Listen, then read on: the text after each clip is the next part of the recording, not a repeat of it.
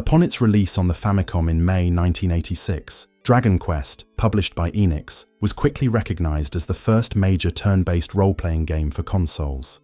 However, several RPGs had already appeared on Western home systems. For instance, Dragon Stomper, published by Starpath in 1982 on Atari 2600, while titles such as Mugen no Shinzou, published by Crystalsoft in 1984, and Hydlide, published by T&E Soft in 1984, had already established the core conventions of the Japanese RPG on the PC-88.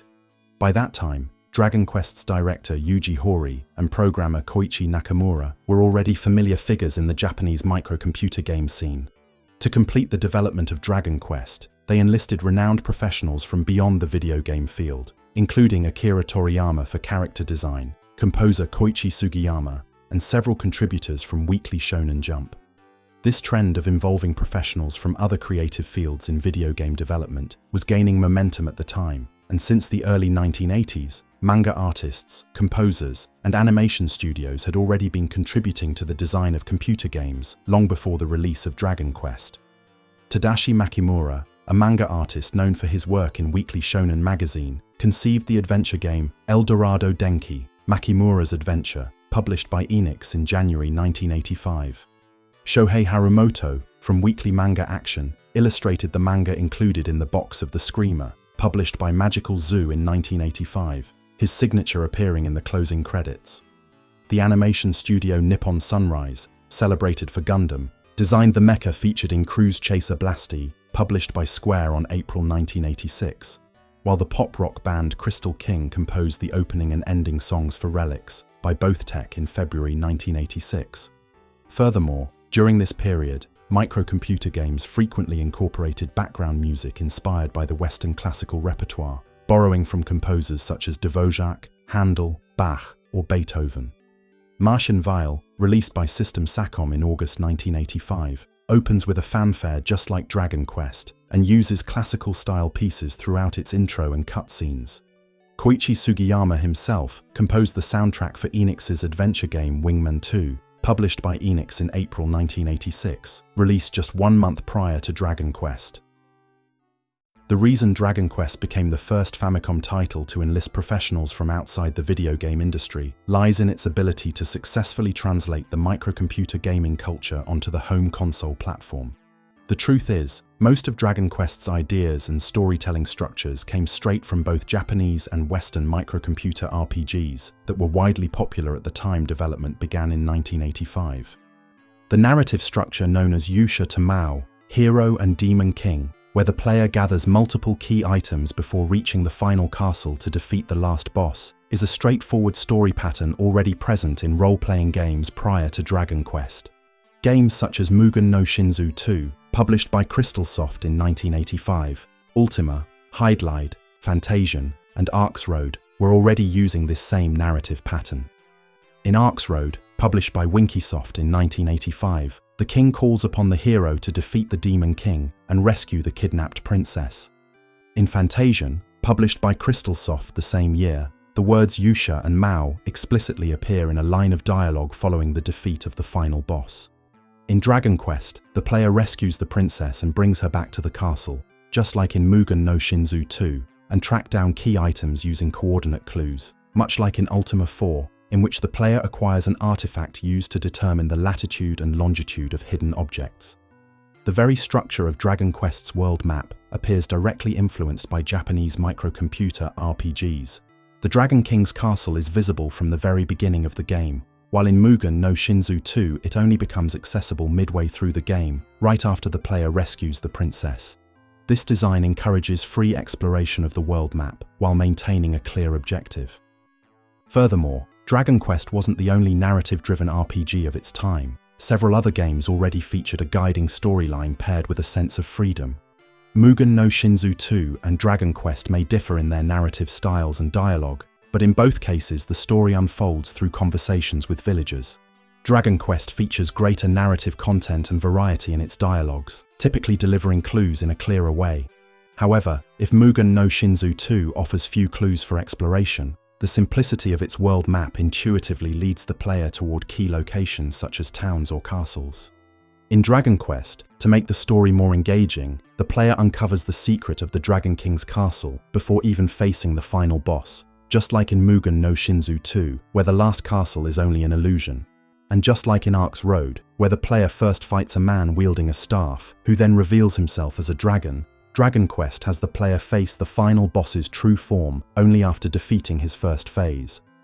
Other titles, such as Earth Warrior Liza and Marchen Vale, were also RPGs built around a central storyline. There also existed games such as The Screamer, which incorporated visuals and dialogues almost identical to those of a manga. The cover illustration of Dragon Quest box art, depicting a warrior confronting a dragon, often regarded as an homage to Dungeons & Dragons, also embodies a visual style that was widely popular among Japanese RPGs from that era. For instance, the title screen of Mugen no Shinzou adopts a visual design reminiscent of Dungeons & Dragons, while Dragon Quest's cover illustration is clearly influenced by manga aesthetics. Dragon Quest further integrates numerous features inherited from both Japanese and Western microcomputer RPGs of the era.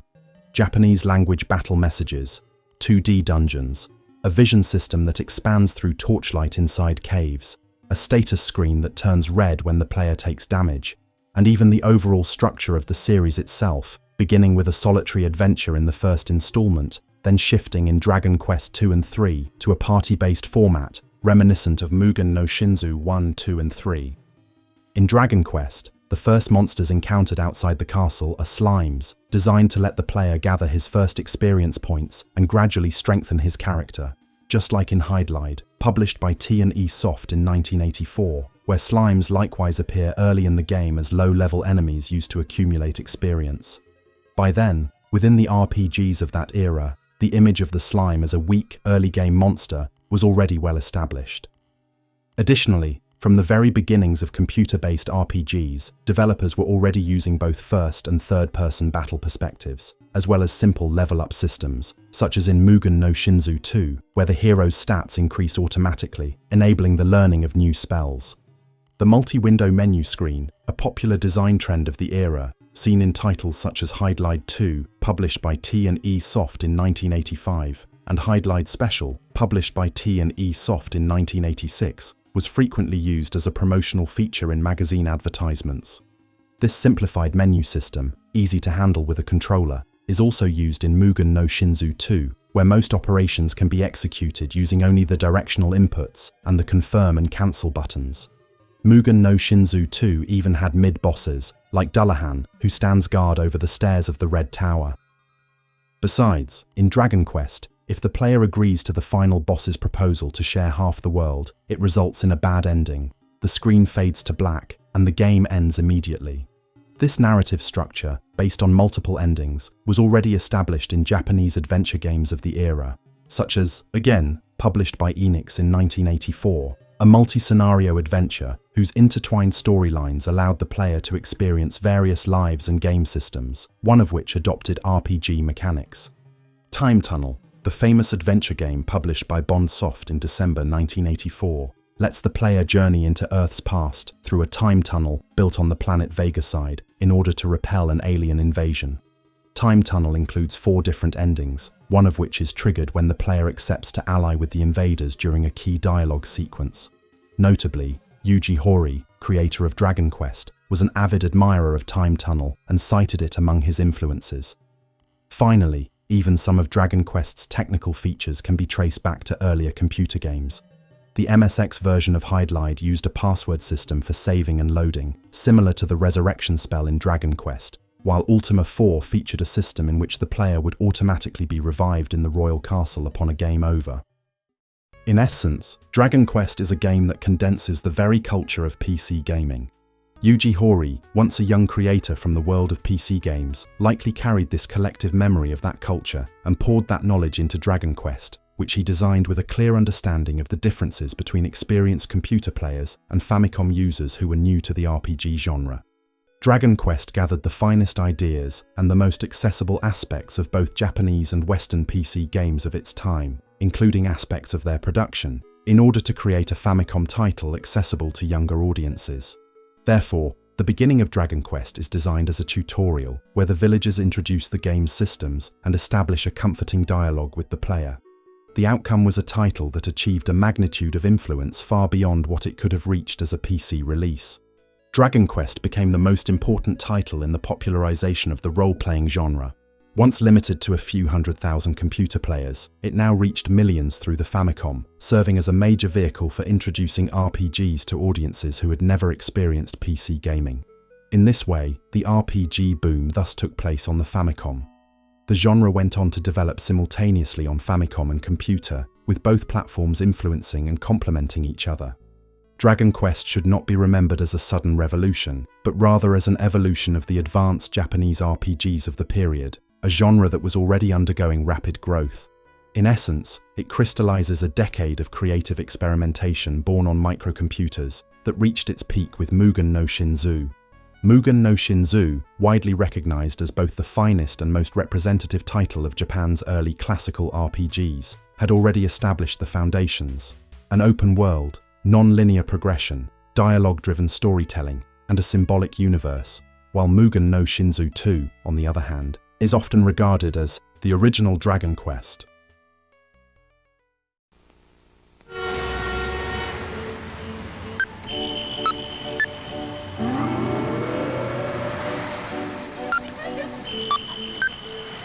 All ての性能が一線を越えた。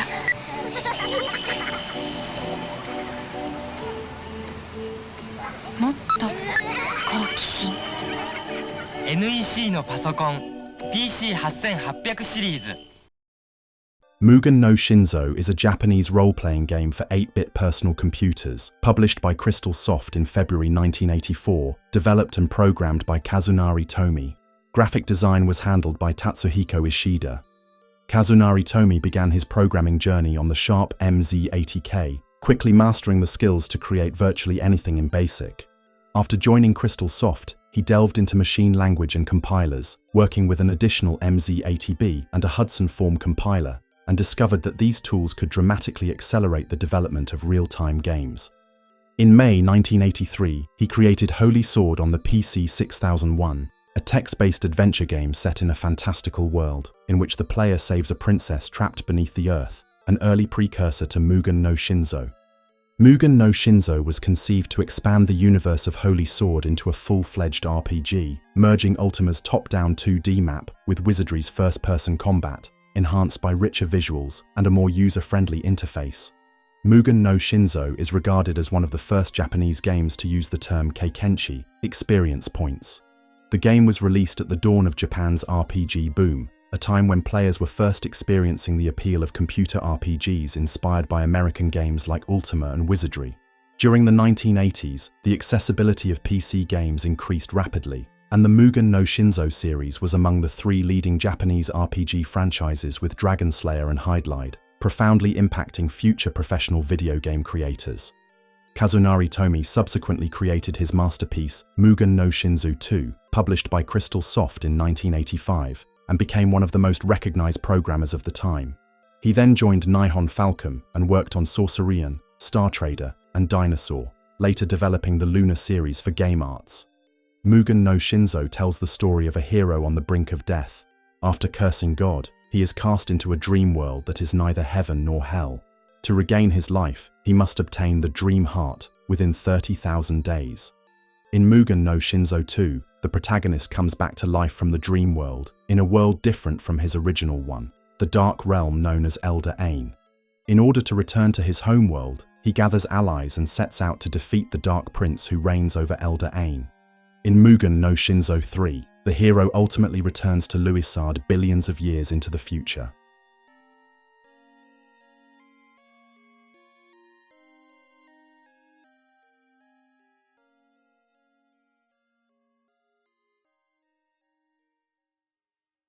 Mugen no Shinzo, released by Crystal Soft in March 1984 on the NEC PC 8801, PC 98, and Sharp MZ 2500, is presented as the definitive role-playing game. At the start of the game, the hero, a monk who has lost his final battle on Earth, on the brink of death, utters a curse against the gods. Upon pronouncing his curse, breaking his sacred precepts, and falling into sin, he is cast into a world called the Dream World, which is neither heaven nor hell. To regain his life, he must find the Dream Heart, which holds the secret of immortality, within 30,000 days and embed it into his body to return to his world and be resurrected. If he fails to obtain the dream heart within 30,000 days, he will be separated from the cycle of reincarnation and doomed to eternal torment. The dream world is a surreal, baroque, twisted, and dangerous realm, home to other humans in similar plight, alongside half-human beings like dwarves and hobbits, mythical beasts such as Pegasus and griffins, and a wide variety of monsters, including giant scorpions, zombies, demons, and dragons. The terrain map is represented in 2D and scattered with cities and ruins, offering complete freedom of exploration within an enigmatic structure. Back then, Japanese RPGs were already depicting their world maps in far more colorful ways than Western titles, with plains made up of forests and mountains.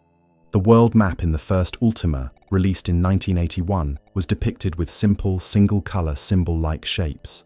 The plains were depicted as groups of green dots on a black background, the trees were drawn with alternating green circles, and mountains as overlapping white lines. When Mugen no Shinzo was released in March 1984, trees and mountains had become fully illustrated elements, drawn over a green field representing a plain. The player embarks on a mysterious adventure, exploring the terrain map and its dungeons to unravel the story. The journey begins in the town of Carlisle. To the west along the road is the fortress town of Makuhan. If the player keeps going west, he ends up back in Carlisle, giving the impression that the map loops endlessly. Yet new locations keep emerging one after another in this dream world, which is actually arranged in a diagonally twisted loop that ultimately stretches across a vast expanse. Consequently, when the player travels northwest or southeast, the same map keeps repeating at short intervals, while heading northeast or southwest reveals new areas one after another. Many ground paths are laid out diagonally, and the system is designed so that the player can experience both types of exploration. The player can move in any of 8 directions using the numeric keypad. 1 day elapses for every 10 steps across the terrain. In the cities, displayed in the form of interactive menus, the player can purchase weapons and armor, buy and sell tools, upgrade his stats, and obtain information and strategic tips by selecting the desired establishment from a list of options. Across the terrain map, the player can obtain special items and enter dungeons. Inside ruins, towers, or caves, the graphical representation takes the form of a pseudo 3D dungeon, shrouded in darkness, featuring a straightforward structure that can be easily mapped. The final dungeon is 4 times the scale of the standard dungeons. Within, the player must wield torches to illuminate the darkness, or may rely on magic. The player's vision changes according to the kind of light employed and fades over time. Each dungeon presents key events and battles that drive the story onward. The beginning of the game is quite challenging, and the player needs to acquire the necessary strength to survive in the dream world, earning enough money to improve his stats, since both inhabitants and monsters strike without warning. In order to survive, the player must first confront farmers, woodcutters, and merchants, claiming their gold coins by force. To restore his health points, the player can camp on the map using the numeric keypad's 5 key, recovering 1 health point for every day that passes. However, if the player chooses to rest anywhere other than over a city, he may be attacked at any moment. Health can also be restored by paying for rest and treatment at inns or hospitals. If the player falls under the effect of poison, his status will not recover on its own and can only be cured at the town hospital for a fee of 20 gold coins. If more than 30,000 days pass, it's game over. Should the player acquire the Necklace of Immortality, a rare resurrection item purchased for 500 gold coins, he will be blessed with a grace of 10,000 extra days. If the player dies permanently, his save file is deleted forever.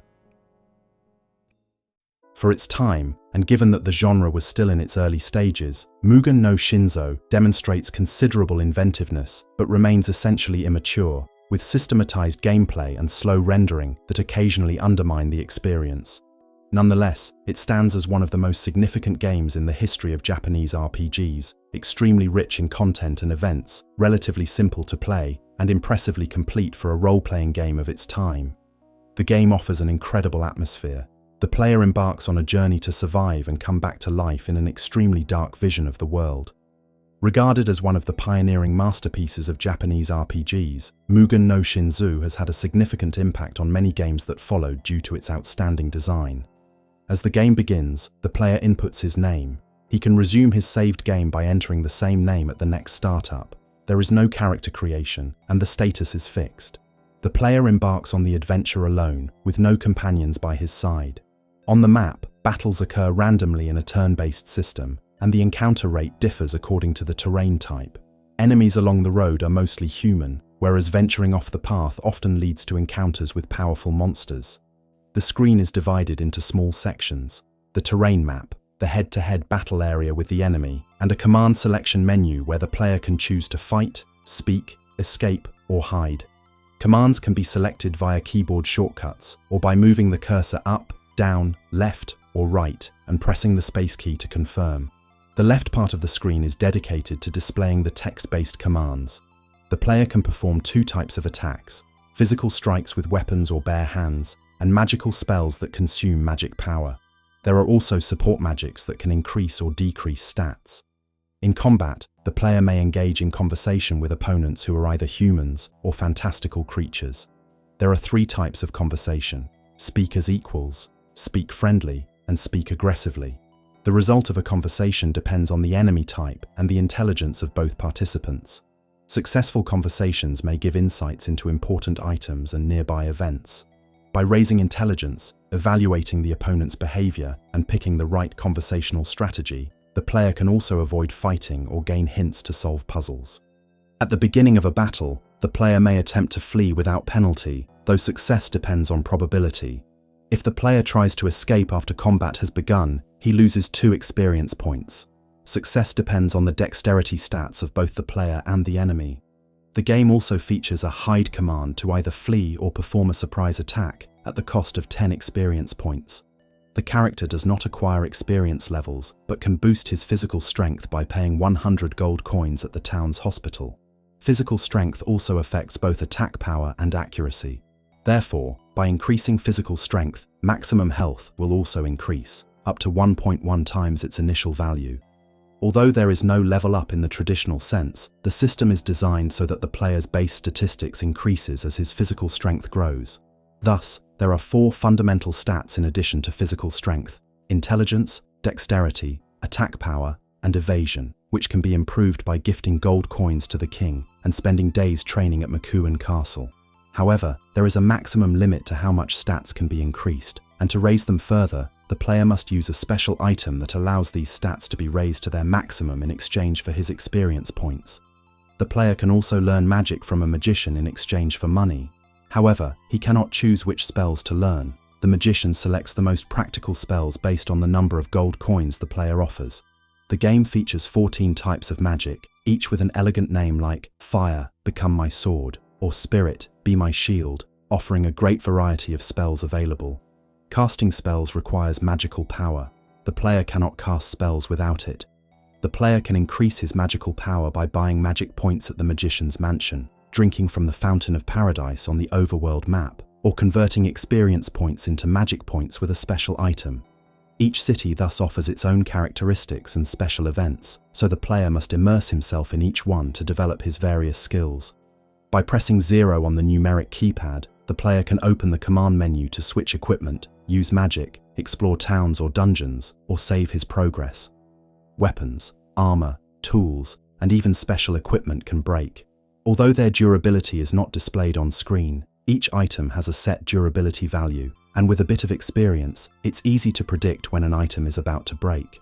Selling it just before then can be a clever move. Unlike RPGs of that era, like Ultima and Wizardry, which required the use of multiple different keyboard keys, Mugen no Shinzo was designed to simplify the input method. The game employs a dual input layout. The player moves the character's position using the numeric keypad and selects commands with the arrow keys. The main character starts off very weak, and although the player can fight enemies and earns experience points, since there is no leveling system, his stats do not increase automatically, and he never grows stronger. That's what makes this game unique. After overcoming the early learning curve, and once the character's skills have greatly increased, Mugen no Shinzo shifts into a straightforward exploration experience that maintains good overall balance. The player has complete freedom to choose the order of events, and although the game encourages exploration, reflection, and experimentation, various ideas were implemented to deliver information and hints that guide the player. He can get hints and directions from characters in towns by paying them a small amount of gold. These hints are often explicit, clearly indicating the destination or the required action according to the situation. However, some of them are intentionally cryptic and force the player to experiment with different possibilities. If the player succeeds in speaking with an enemy on the map, he can also receive valuable clues about important locations close to the battle area, including exact latitude and longitude coordinates. To this day, the world of Mugen no Shinzo, with its innovative 30,000-day system, still feels fresh and original. The 30,000-day limit is equivalent to about 80 years, which is roughly the length of a human life in real time. Seen from that perspective, it actually seems pretty realistic. Although the game can usually be completed in the first 10,000 days, the concept itself significantly enhances the experience. The enemies, inspired by Western folklore, are huge and take up nearly a quarter of the screen, leaving a powerful impression, greatly enhancing the player's ability to picture the game world. Colors and textures are created by shifting the color tone of each area and using generous shading techniques. Images are shown during event scenes as well. A picture of the town, merchants and guards appears together with the menu. In ruins and before entering caves, a contextual illustration appears, taking up roughly a quarter of the screen, making the adventure more engaging. There is a total of 59 images, along with the Crystal Soft logo, not counting the opening and ending images. Of these, 53 are enemy illustrations, matching the 53 different enemy types. Each enemy features a unique, large-sized illustration that is never recycled anywhere else in the game. The remaining 6 images are special illustrations created specifically for event sequences. Mugen no Shinzo adopts an avant-garde visual production, using large illustrations to emphasize key scenes that fully express the event's situations. However, on the original hardware, the display speed is extremely slow, and the number of loading times becomes a problem. It takes roughly 10 seconds just to render one image. In combat, it takes about 10 seconds to draw the enemy, and when the fight is over, it takes another 10 seconds to display the Crystal Soft logo. When the player enters a town, it takes 10 seconds to draw the scenery, and upon entering a shop, it takes another 10 seconds to display the shopkeeper. The pacing is undeniably bad. Mugen no Shinzo's main program is entirely written in BASIC, a language known for its relatively slow execution speed. Each shop uses a separately created program, and everything is connected together using slow executing merge instructions, which adds even more delay. Although there is no background music, the battle sound effects are memorable, even incorporating disc loading noises to represent specific situations. On the original PC 8801, sound output is limited to a single beep tone. However, with clever programming, it can be used to play simple melodies.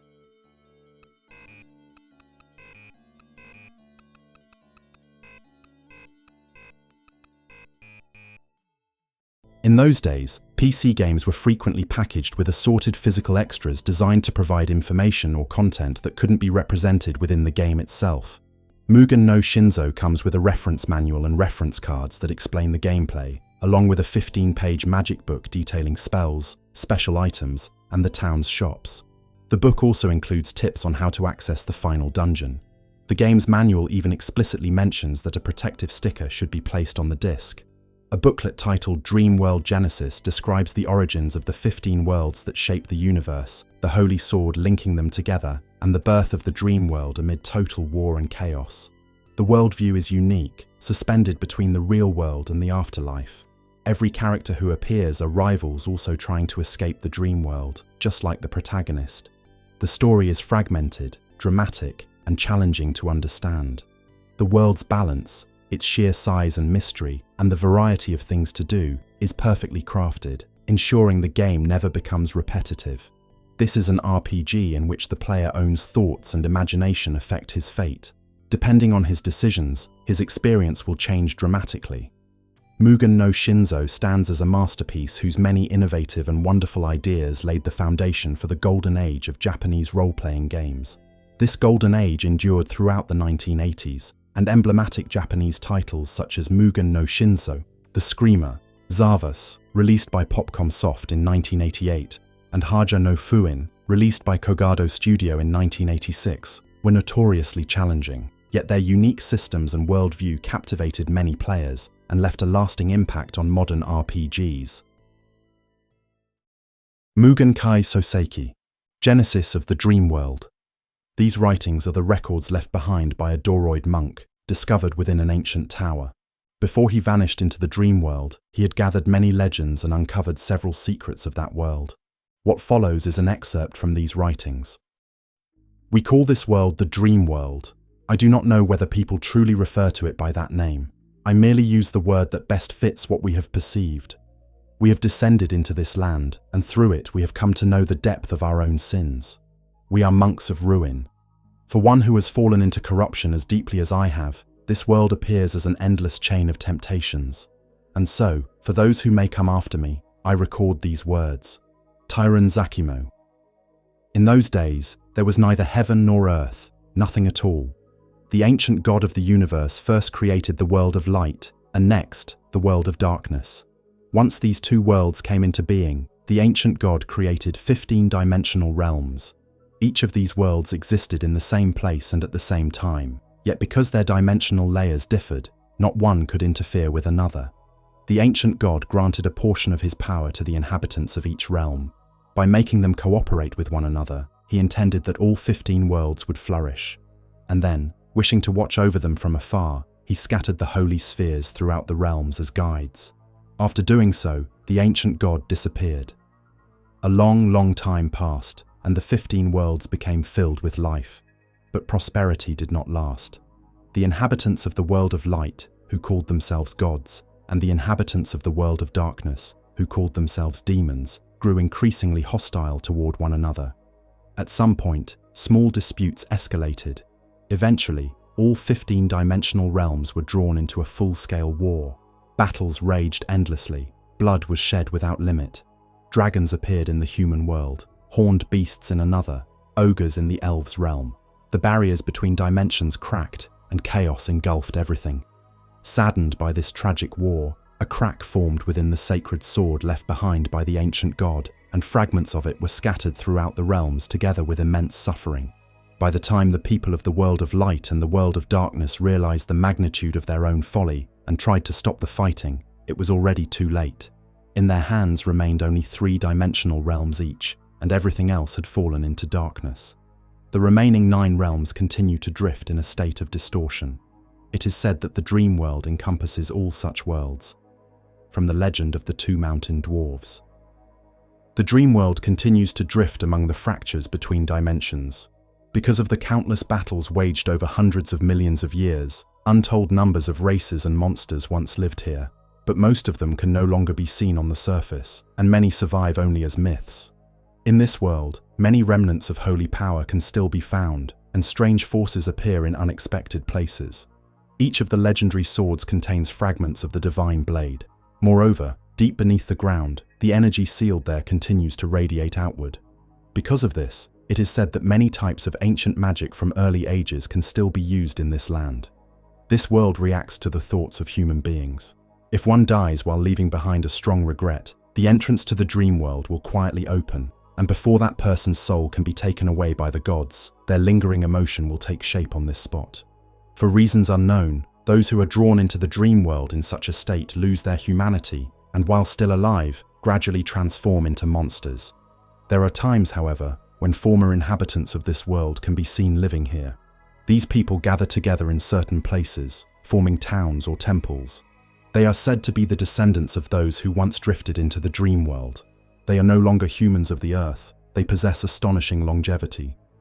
My life is now nearing its end. This record is my final testament. I write one last thing. Entrust the heart of the dream world to the center. Tyron Zakimo.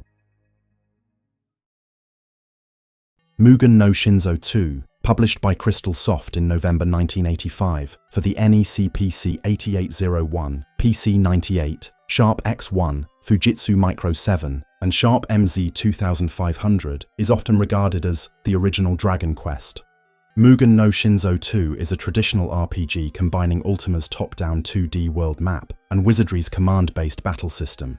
It serves as the direct sequel to Mugen no Shinzo, yet its systems have been renewed from top to bottom, making it feel like a completely different game.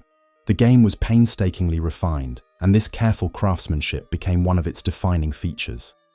Because the game is written in machine language, it runs at a good speed, and disk saving is quick, making the whole experience pleasantly smooth to play.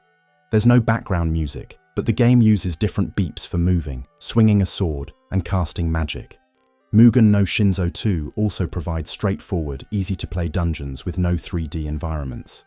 It is a relatively well-balanced RPG with a high degree of freedom and an unparalleled sense of scale. In the initial Mugen no Shinzou, the player obtains the Dream Heart and ultimately escapes the dream world and manages to return to life. But when he wakes up in the middle of a forest and looks around, he finds the landscape utterly unfamiliar and has no memory of it at all. At that moment, a shadow swept past the warrior, and a terrifying cry echoed high above his head. A gigantic dragon, easily stretching 50 meters long, soared through the skies, breathing flames from its mouth. Is this another dream world? In truth, he wasn't brought back to his original world at all, but to another world known as Elder Ain, one that closely resembled his own, yet where magical power had not yet declined. His hope of going back to his own world was replaced by disappointment. At least he is alive. Elder Ain is the human-inhabited dimension among the 15-dimensional worlds created by the god who formed the universe. Elder Ain is split into 3 parts that the player must explore and ultimately conquer: the world of humans, the world of elves, and the world of demons. There is no limit to the number of days, unlike in the first installment. To get back to his original world, the player must collect 3 colored stones out of the 4 scattered across the human world, the elf world, and the demon world, allowing him to enter the castle where the final boss resides. It is a variation of the pattern seen in Ultima 4 and Hydlide. Role-playing games have long incorporated a wide range of puzzle-solving mechanics where the player searches for hidden items based on clues. It is an exploration feature that can be seen as one of the true pleasures of the genre, and one that has persisted since the very beginning. The world map in Mugen no Shinzo II is a flat, 2-dimensional terrain map, and dungeon and town interiors are shown in the same flat map format. The terrain screen is significantly larger than the 5x5 tile display of the previous episode. NPCs are now visible on the map, and the player can freely move around towns in all directions, including diagonally, using only the directional keys on the numeric keypad. When Mugen no Shinzo II was released at the end of 1985, terrain maps became more expressive, with tree and mountain graphics layered alternately, and the display area expanded to roughly 9x9 tiles. The tree leaves and mountain surfaces are painted in solid green and red, but thanks to a neutral color rendering method applied through the tiles, they acquire hues that resemble dark green or brown. To overcome the computer's 8-color limitation, the game alternates yellow and red pixels, creating the impression of more vivid colors to simulate extra colors. All areas, field, town, dungeon, are unified into a 2D top-view perspective. Instead of instantly revealing all surroundings, the visible area is limited according to where the hero stands. This field of vision mechanic, inherited from Ultima 3, shifts the player's field of vision based on the terrain, the hero's position, and nearby obstacles. Forests and mountains block the character's vision, and anything beyond them that cannot be seen from the main character's viewpoint is hidden from the field of vision and rendered in black on the screen. The limited visibility system serves not just immersion and gameplay, but performance as well. Mugen no Shinzo II is also compatible with the first generation of the PC 8801 released in 1981. This model is significantly less powerful than its successor, the PC 8801 Mac II SR, and when compared to the SR's high-speed mode, movement on the original PC 88 is noticeably slower. By decreasing the amount of rendering required on the map, the game maintains acceptable display performance across all microcomputer models. This visibility mechanic extends to towns as well, and building interiors aren't fully displayed. Inside a cave or tower, the map's display area is reduced, and using a torch expands the field of visibility. Monsters become visible whenever they fall within the player's field of view, whether on the overworld or inside dungeons, and they move like in an action RPG. The most powerful monsters can appear on the field right from the beginning of the game. Additionally, since visibility is restricted, if the player explores a forest without seeing around him, he may be attacked by a fierce monster out of nowhere.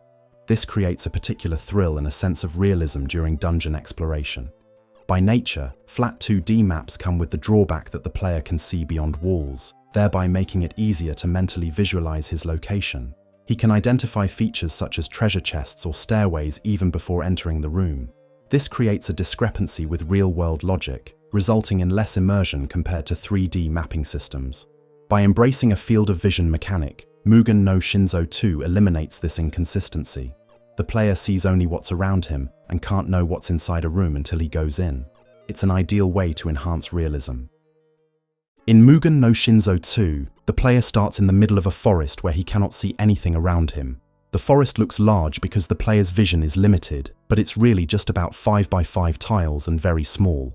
Furthermore, no enemies are initially placed around the starting point, allowing the player to move around this area without encountering any adversaries for some time. The northern and eastern corners offer a wide field of vision, allowing the player to spot a town or a castle after only a few steps. And because the southern half is completely enclosed by the sea and a river, even if he moves in that direction, he will inevitably end up seeing the town or the castle. In the end, the layout is such that the player has no real choice but to head either northeast or northwest, and he always winds up near the town. However, powerful enemies such as gargoyles and goblins are placed quickly in front of the player as soon as he exits the forest, and if he doesn't avoid them, he will be forced into a battle. If the player dies, he can restart from his save point by pressing a single key, and if he has never saved, he restarts from the starting point. The game is automatically saved when the player leaves a town, and if he dies, he will restart from that town instead of the starting point. By surrounding the starting point with the ocean, mountains, and powerful enemies, and trapping the player within, the game continuously directs him toward a town or a castle. The gameplay experience can therefore vary depending on the player's choices. Depending on his actions, the player may either locate the town right away and obtain information about the monsters on the field, or he may reach it only after moving along the coast and encountering enemies on the way first. This narrative element structures the game beautifully and resembles a form of level design. Mugen no Shinzo II uses a menu system based on cursor movement. Consequently, most operations can be executed solely with the directional inputs and the confirm and cancel keys assigned to the numeric keypad. The only exceptions are the name entry at the start of the game and the numerical input required during gameplay. In both situations, direct typing is more convenient than menu-based selection. The confirm and cancel functions are likewise mapped to the 5 and 0 keys, enabling the player to play entirely with the numeric keypad. The game additionally supports a controller, which replaces the numeric keypad's movement inputs. The menu contains 11 command options: pass, use an item, cast a spell, discard an item, equipment, remove or change equipment, change name, dismiss a party member, view status, sound settings, change game speed, and save game. Character names and text speed can be modified through the in-game menu. Thus, the player can select the maximum speed setting and finish battles almost instantly. When the player selects View Status in the menu, the character's detailed status is displayed line by line in the message area at the bottom of the screen, with statistics like strength and dexterity shown one after the other. The status display does not show attack power, nor does it list weapons or other equipment. The option to view a detailed status screen was very common in PC RPGs at the time. Interacting with NPCs is done simply by moving the character and coming into contact with local villagers. When the player comes into contact with an object, a menu automatically appears with the corresponding action, so he doesn't have to select a speaking direction or open the menu to call up commands. This system allows for a simple menu that eliminates redundant elements.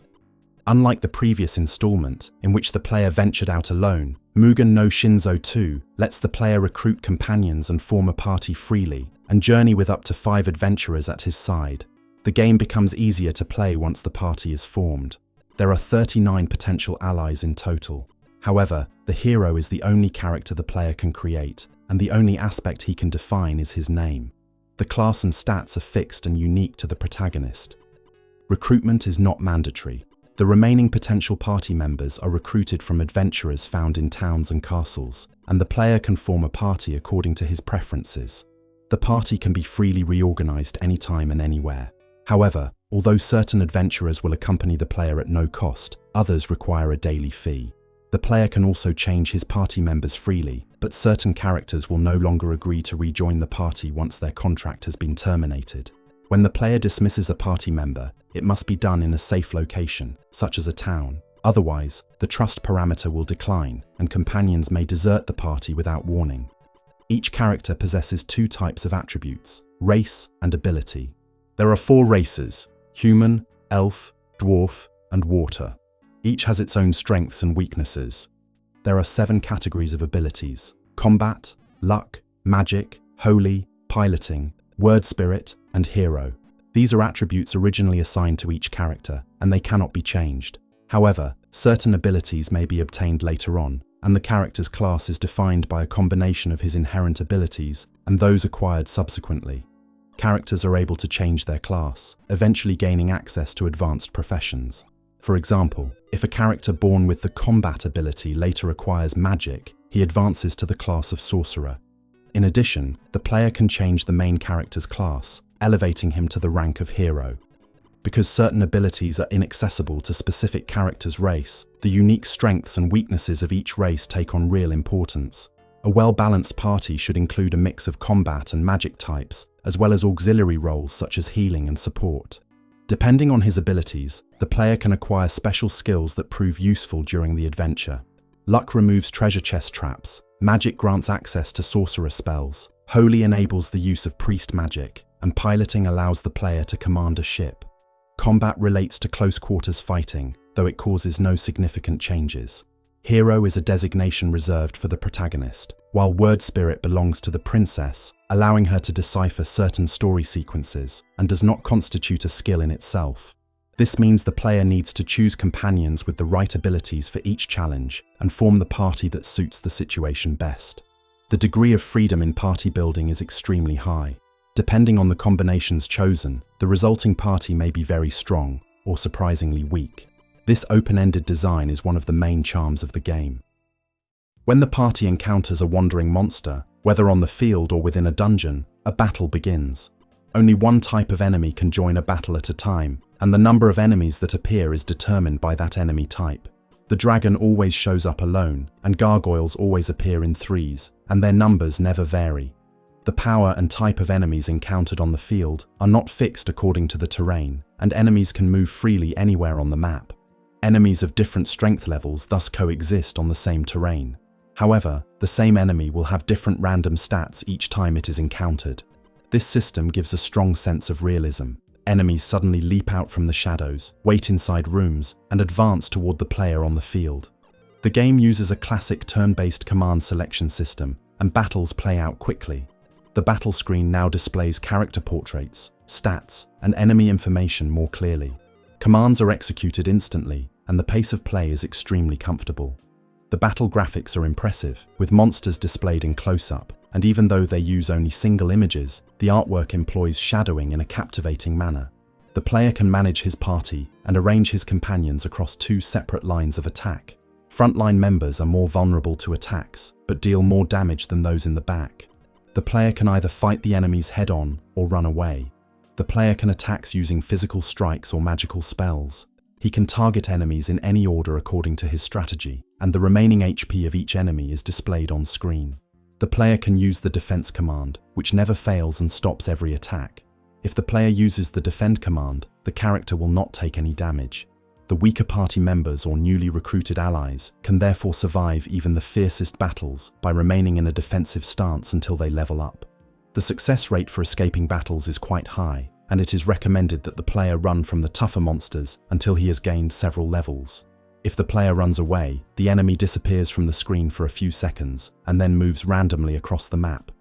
If the player meets a strong enemy in a confined dungeon room and attempts to flee, the enemy will pursue him onto the field map, making another battle almost inevitable. At this moment, the player's unity and empathy with the protagonist reaches its maximum. After every successful battle, the player earns experience points, and he automatically levels up once his accumulated points reach 255. The experience points awarded by enemies varies according to the character's level, the number of people in the party, and each character's personality. The higher the level and the larger the party, the fewer experience points the player receives from defeating enemies. Therefore, by strengthening the main character, then reducing the number of people in the party, and defeating powerful enemies, the player can effectively level up low-level companions from the earliest stages of the game. The player can attain his first level increase after approximately 5 battles. When the battle ends, a short jingle plays, and the level goes up instantly. After each level up, the player can return to the castle, where the king grants him a reward of 50 gold coins. As their abilities increase, magicians can learn new spells. The game features a unique satiety system, forcing characters to eat food purchased in shops. Naturally, the quantity of food required increases as the number of party members grows. When the player runs out of food, his HP and MP decrease, and the game ends if either hits 0. If the player travels too far in one day, he may collapse from hunger. Even if the player has no recovery spells or items, he can gradually restore his HP by moving around on the field map, as long as he has food. Mugen no Shinzou II tells a classic story in which a warrior returns from the dream world, becomes a hero, gathers allies, and embarks on a collective journey to defeat the invader, the Prince of Darkness.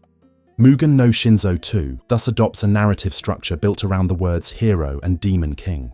The main character is depicted as a legendary hero, a legendary knight, a human hero, a hero of virtue, and a hero destined to fulfill the world's greatest hopes.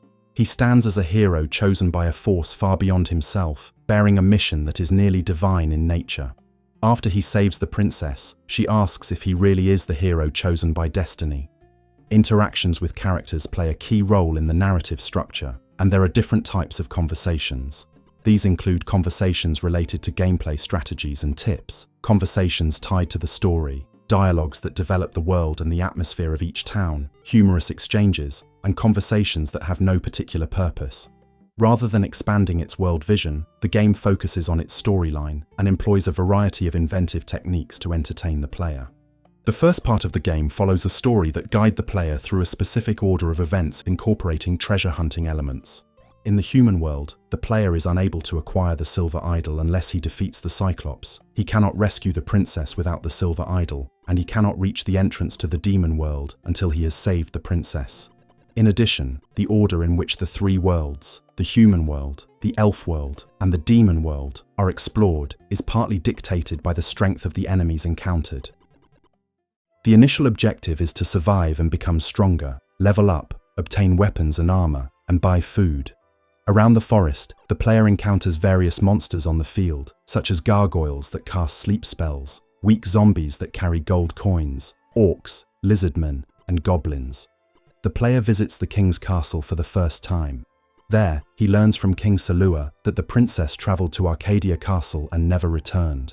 In the nearby free city of Nagase, the player can buy weapons, armor, tools, medicine, and more. In the magical city of Exilio, the player can buy crystal balls and elven eye patches that allow him to see hidden areas. The city also has doctors who use magic to cure petrification. The nearby free city of Enuta is a city of thieves. It has almost no significance from a story perspective.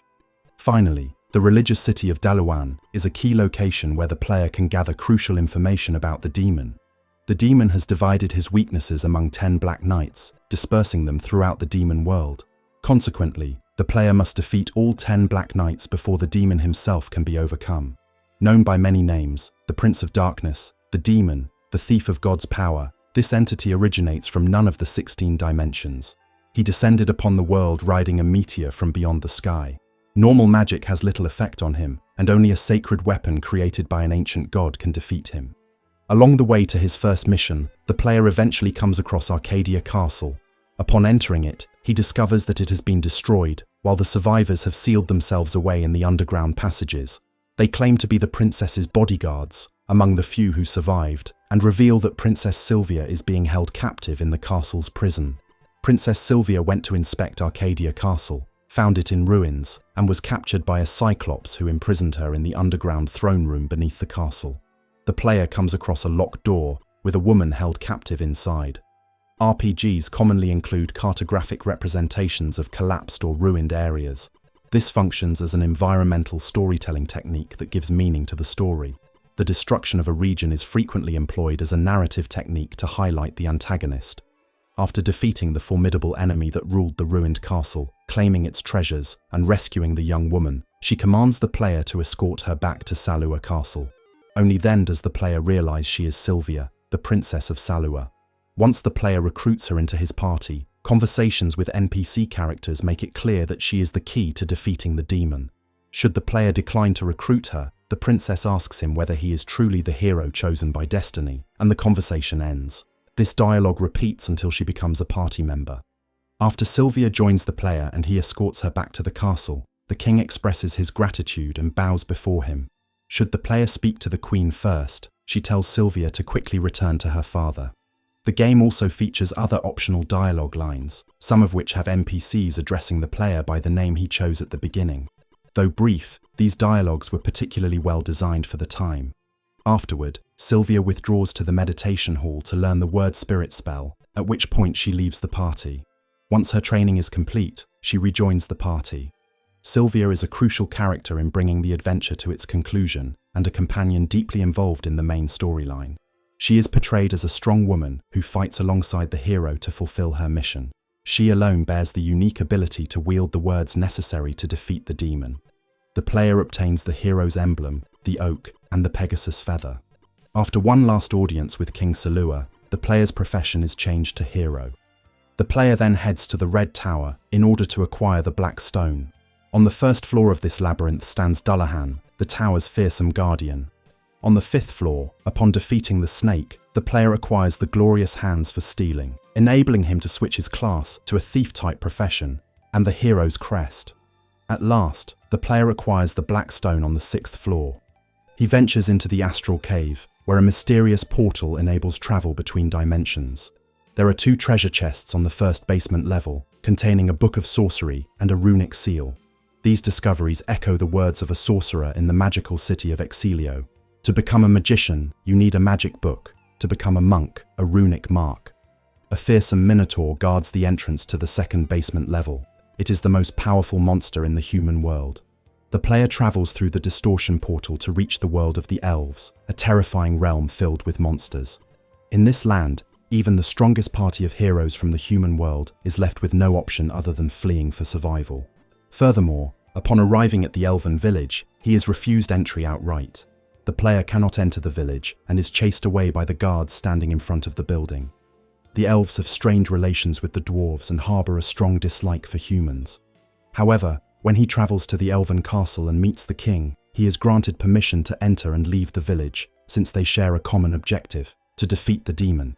In any case, he cannot enter the elven village if he has a dwarf in his party, even though dwarves are strong companions and join for free.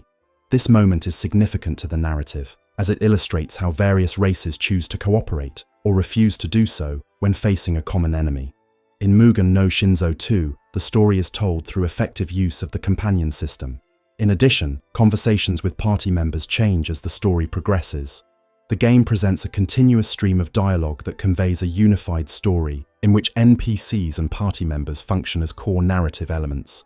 At the Elven Castle, the player is informed that a green stone lies hidden within the Troll Castle, that a golden ring grants access to the Wandering Tower, and that the demon's true form is said to be hideous beyond imagination. In the Marine Village, the player is revealed vital knowledge about the stones in the demon world. The green stone uncovers the demon castle, the red stone removes lava, the blue stone stops water, and the black stone grants access to the demon world. The Dream Heart is an evil relic, entrusted to the elves by the god of darkness, on behalf of the god of creation. In the Elven Village, the gathering of information continues. The player is told that the Devil's Castle is merely an illusion, that the demon possesses his own world, and that King Sarua in the human world is secretly creating a passage to it. In the Dwarves' Village, the player is told that a sacred sword was forged from fragments of the divine sword, but its power was so great that the dwarves had to conceal it within the Wandering Tower. The player travels to the Troll Castle and frees 2 elves, Vanille and Abolas, who were being held captive by trolls deep within its dungeons. The 2 elves were once a single, immensely powerful entity that was divided in 2 by a curse cast 1,700 years in the past. Back in the Elven Village, the Elder offers to reunite the 2 beings and revive the mage Uluru, an exceptional character who alone can wield every sorcerer spell from the very first level. The player goes back to the Troll Castle to retrieve the Green Stone, and acquires a foghorn and a compass, within a massive labyrinthine cave in which all magical powers are suppressed. The horn has the power to awaken an ancient ghost ship that slumbers within the human world. On the 4th underground level of the cave, a formidable griffin awaits. On the 6th level, the player uncovers an infernal room filled with 66 trapped treasure chests. The player uses the compass to reveal the location of the Wandering Tower, an ever-moving tower with no permanent location that holds the game's most powerful sacred sword, destined for the hero alone, the only weapon capable of truly defeating the demon. The player goes back to the human world.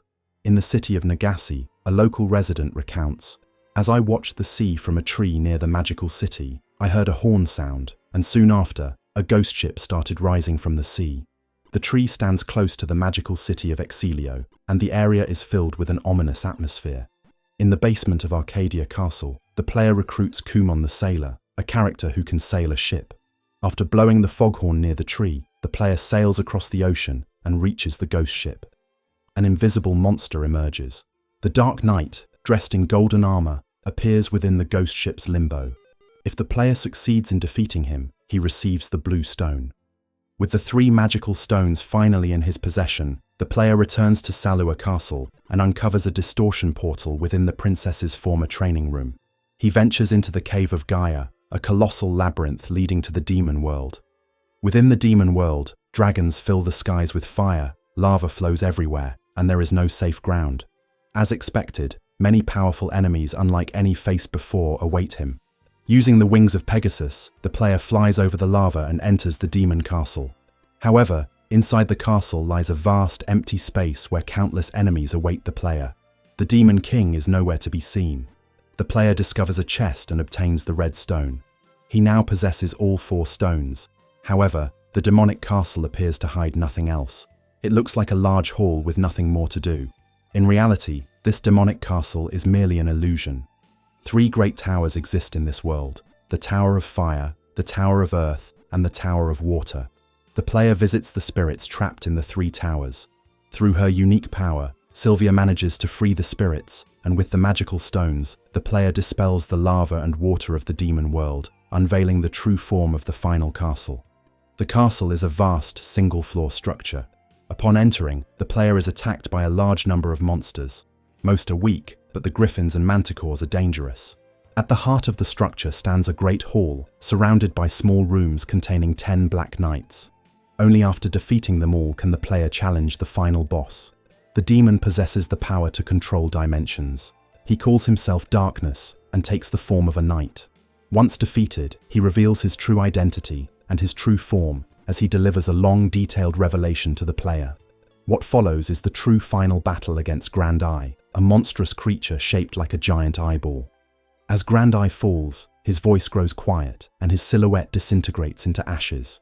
Spirits and gods, whose powers were stolen by demons, gather around the player and heal his wounds.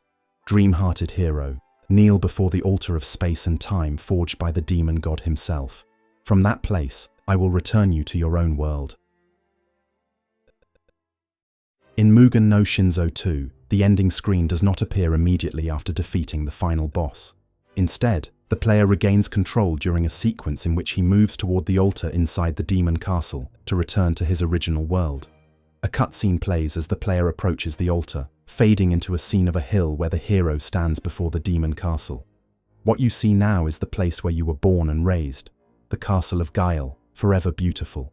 Memories of the dream world that once haunted your return. The faces of your many companions cross your mind. For a brief moment, you are lost in thought. At last, you take your first step toward your hometown.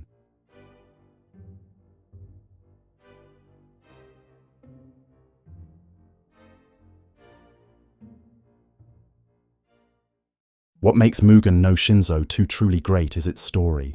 Through Elder Ain, its 3 worlds, and the many mysteries scattered across them, the game succeeds in creating a compelling universe. The game conveys a strong sense of realism through various clever design and usability features. The most courageous aspect of Mugen no Shinzo II is its commitment to the role-playing game concept, promoting a sense of unity with the protagonist and introducing core genre elements for the first time. For its time, Mugen no Shinzo II represents the most complete example of an orthodox RPG. As character levels rise and equipment improves, the player takes almost no damage in the human world, aside from a handful of powerful enemies that can be fled from, and HP and MP also gradually recover as the player moves across the map.